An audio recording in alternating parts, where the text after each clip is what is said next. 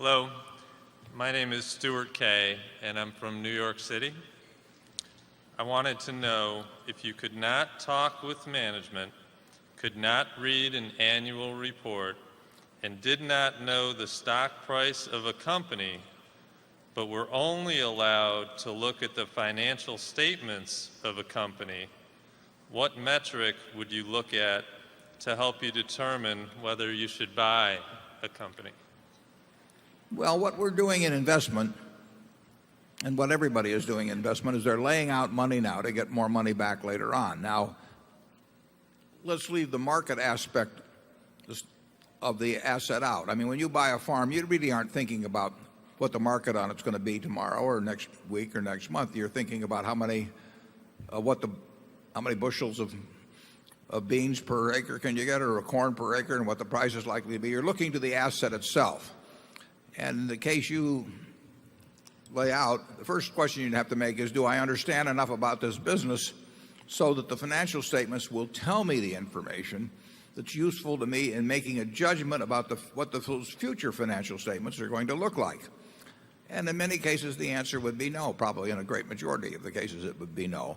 But I've actually bought stocks the way you're describing many times, and they were in businesses that I thought I understood, where if I knew enough about the financial past, it would tell me enough about the financial future that I could buy. Now, I couldn't say the stock was worth X or 105% of X or 95% of X, but if I could buy it at 40% of X, I would feel that I had this margin of safety that Graham would talk about, and I could make a decision. Most times I wouldn't be able to make it. I wouldn't know. If you hand me a bunch of financial statements, you don't tell me what the business is, there's no way I can make a judgment as to what's going to happen. It could have been a hula hoop business.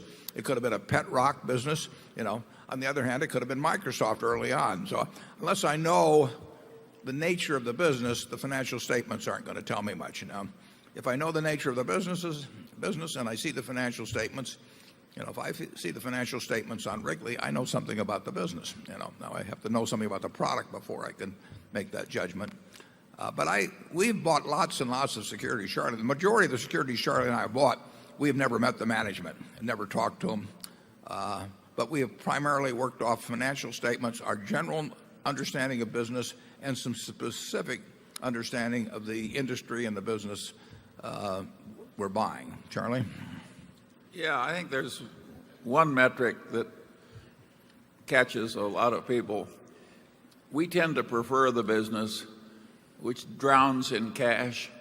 It just makes so much money that one of the main principles of owning it is you have all this cash coming in. There are other businesses like the construction equipment business of my old friend John Anderson. And he used to say about his business, you work hard all year, and at the end of the year, there's your profit sitting in the yard. There was never any cash, just more used construction equipment. We tend to hate businesses like that. Yeah, it's a lot easier to understand a business that's mailing you a check every month. But that's what an apartment house is. If you own you can probably value an apartment property pretty well if you know anything about the city in which it's in, and if you have the financial statements, you could make a reasonable guess as to what the future earnings are likely to be. But that's because it is a business that gives you cash. Now there could be surprises in that arena as well. But I bought a lot of things off financial statements. There are a lot of things that I wouldn't buy, if I knew that. Actually, there are a lot of businesses I wouldn't buy if I thought the management was the most wonderful in the world, because they were in the wrong business. It really doesn't make much difference.